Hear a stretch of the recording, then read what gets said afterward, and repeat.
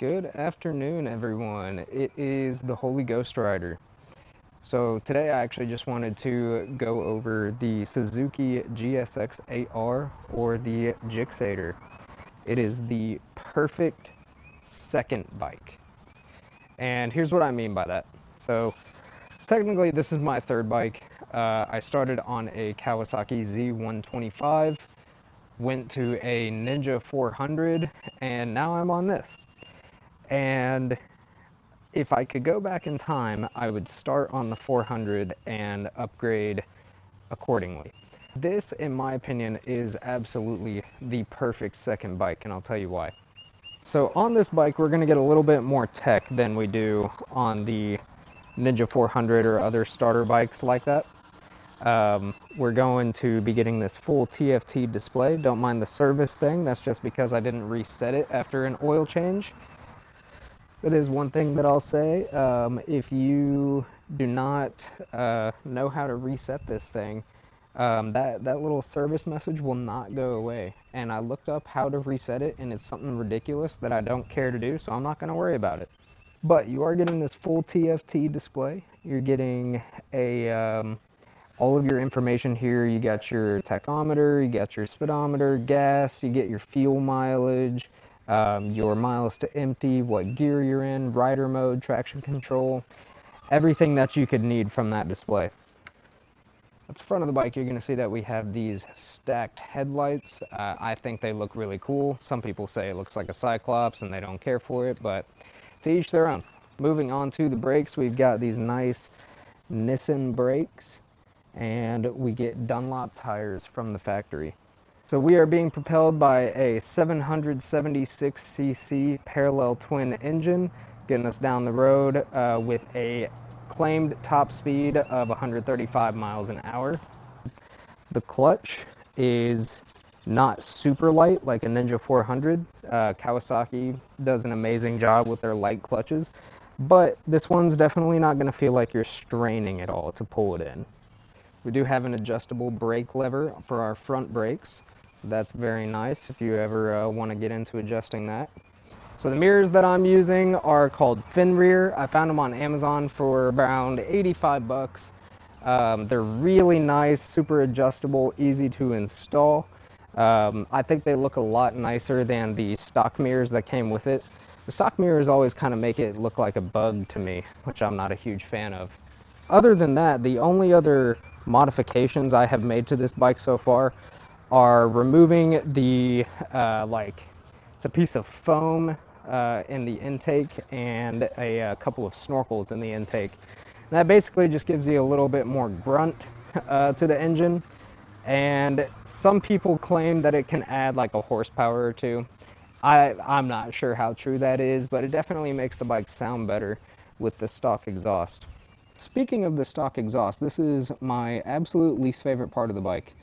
So on my Ninja 400, I was able to put a slip-on exhaust on. Super easy, no problems at all. Just pop it off, pop the new one on. This one, that is not possible because they have welded the muffler into the catalytic converter. So if you want to open this bike up and really pull out that sound, pull out that performance, you're going to have to do a full system exhaust swap. Currently, for a full system exhaust swap on the GSX8R here, it is, minimum you're going to spend $1,200 on parts for it. Another point of pain with this bike that I have not gotten around to alleviating is this ginormous fender here. This fender is absurd. It's probably the biggest one I've ever seen. And they put the tail lights in it, so you can't just delete this super easily and like you would on a Ninja 400 or really any Kawasaki motorcycle or other GSX8R models. Right now there's only one or two companies that make a fender delete for it. They look really nice, but they're about $250. So as soon as I can get that installed, I will. I don't necessarily want to dump a whole lot of money into modifying this bike, just for the fact that I do want to get my fourth bike here soon. I don't know how soon, but I'm looking into naked bikes moving forward. But let's go ahead and take it for a ride and see how she feels. All right, we're gonna swing a leg over the GSX8R, take her for a spin.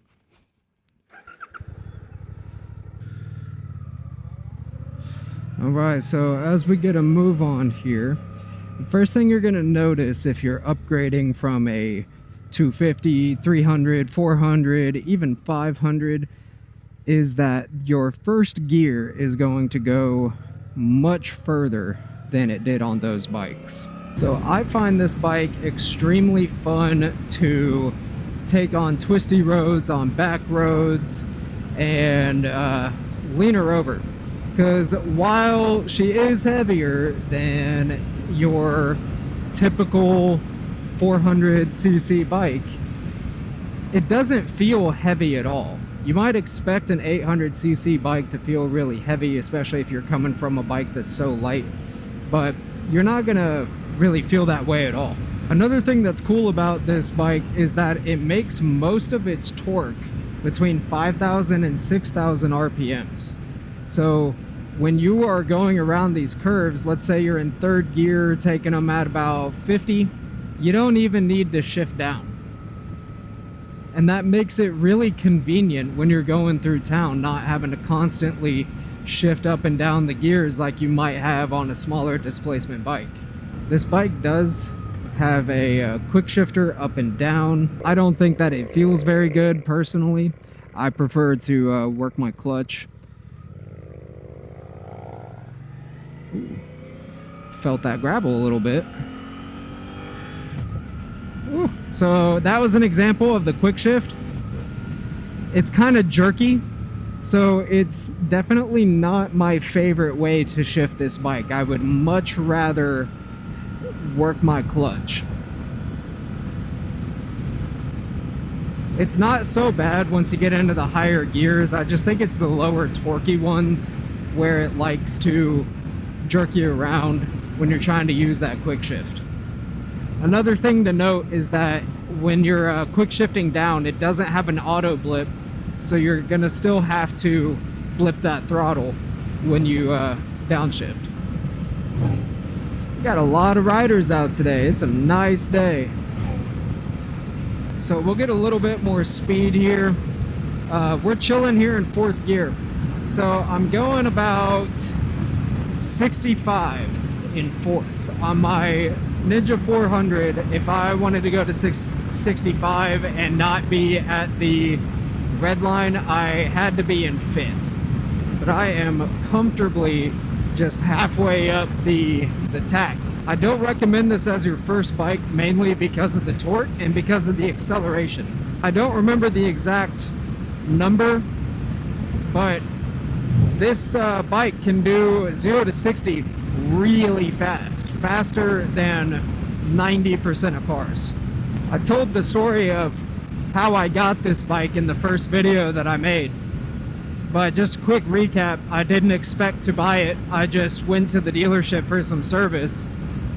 I gave the salesman that inevitably tried to talk to me an impossible task of get me less than $300 a month and 0 down and I'll take it, and he did it. And I'm really happy he did, because I really enjoy this bike. It is an absolute blast to ride. So let's talk about some cons of this bike. This bike is going to have the sporty styling, and it is a higher displacement engine, but with it being a parallel twin, your top speed, even with an ECU flash and a full system exhaust, you're gonna be hard pressed to get it above 145 to 150. I think you might be able to get it right to 150, but you're definitely not going anywhere above that. So if you're wanting to use this to go to the track and hit those extremely high speeds, this may not be for you. Or if you are going to be a street squid and you want to keep up with your buddies on their Gixxer 1000, this is probably not it. For me, I'm not trying to commit felonies every time I ride, so it's not a huge concern that I can't hit that 160, 170, 180, and I don't recommend it, But if that is what you're looking for, look elsewhere. So like I've said before, where this bike really shines is in back roads and in cities. You're gonna have all the torque on tap that you could ever need for those situations. You are never going to feel like you don't have enough. The only time that you're gonna feel like you don't have enough is if you do get on the highway and someone pulls up next to you on a 1000cc superbike and they want to roll race you. You're going to lose. You absolutely will. Those bikes are just in a league of their own. This bike was made for the street. So if you are looking for that super sport performance, this is not the bike for you. This is private property. I need to turn around. So I really don't like turning around on hills. It is the one situation that I dropped my Ninja 400 that make me real nervous. Now, some major pros of this bike: if you're not looking for that super sport feeling, that super sport performance, this bike is amazingly comfortable. Little backstory on it: Suzuki first designed the engine in this bike for the GSX8S. And what that bike is it's a naked bike. So they took the engine out of that naked bike and slapped it in this, put some fairings on it, adjusted a little bit, give you a little bit more aggressive of a riding posture, but still kept a lot of that naked feel to it. You're very upright, a lot more than you would be on a 600 or a 1000 or 750, what have you. But you're not going to be perfectly upright like you might be on a standard or on a naked. This bike is extremely well suited for long rides. If you're going to be commuting, if you're going to be touring or anything like that, this bike is going to serve you really well. The highway performance on it is fantastic. Like I said, with the city, you're not going to feel any lack of power with this bike.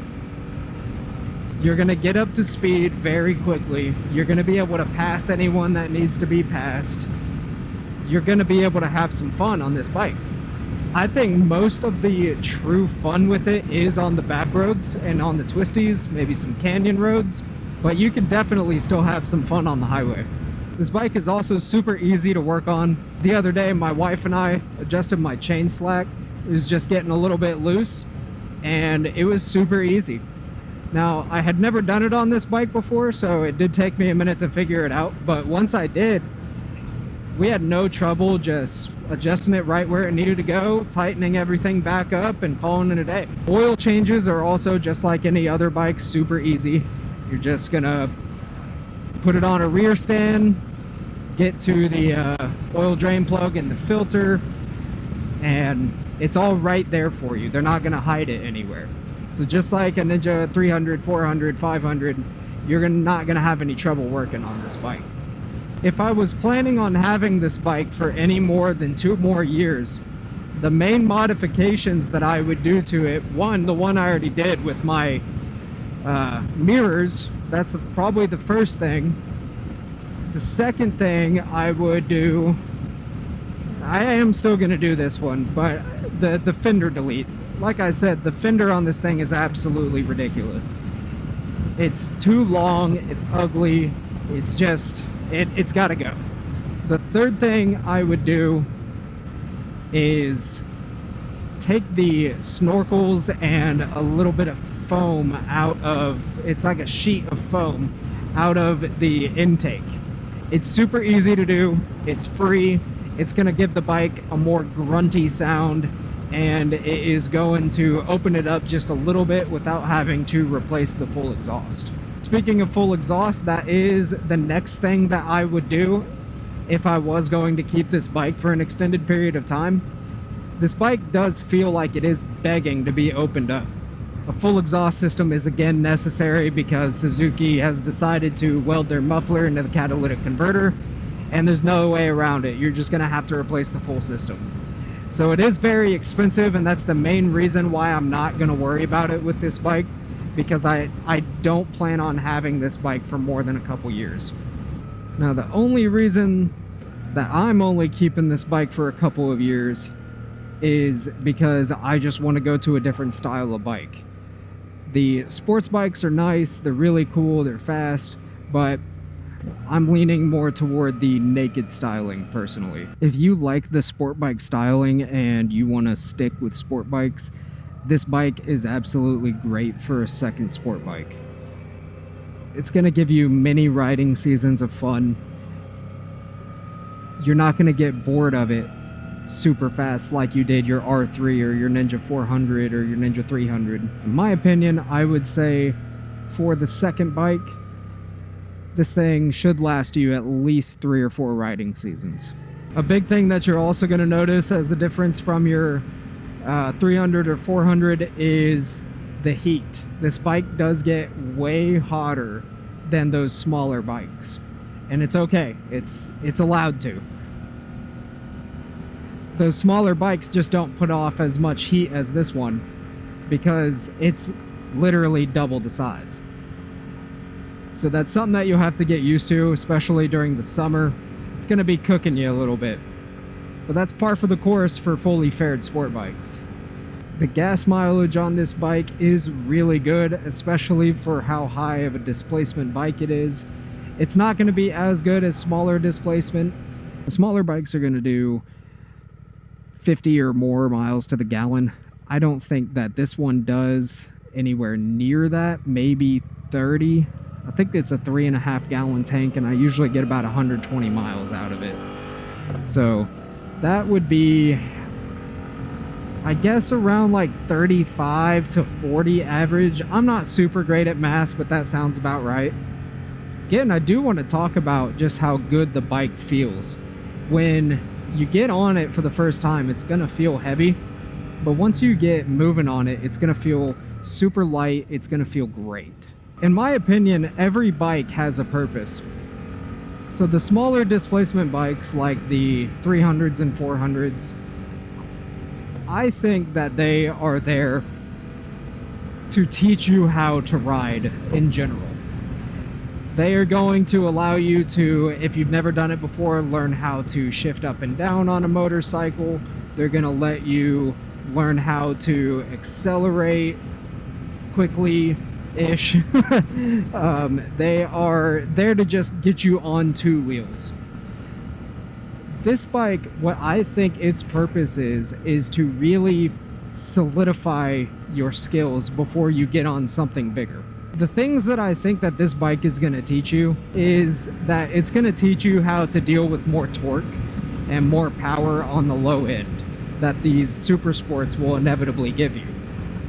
On those super sports, if you make a mistake, it's going to kill you. That bike will kill you. On a 400, it's not going to punish you really at all for making a mistake. On this, it's going to punish you a little bit. It'll bite you, but it's not gonna kill you. This bike will bite you if you make too big of a mistake. It's not gonna just baby you like how the smaller bikes will, but it's gonna be a lot more forgiving than a 600 or 1000 or 750. So because it's still forgiving and because it does force you to learn some more about higher power, this is absolutely the best second sports bike you can buy. It's going to give you a little bit more power than a R7 or a Ninja 650, and it's still going to be just in that middleweight range. If you've watched some videos of it, these things are absolutely shredding those other bikes in the mid-tier racing categories. So this bike is a ton of fun. It's going to be a lot of power. You're not going to outgrow it like you do with the smaller displacement bikes. So in short, it's an amazing bike. I think you should go pick one up. This has been the Holy Ghost Rider. Thanks for watching. I'll see you in the next video. Make sure to like, comment, and subscribe. You have a great day.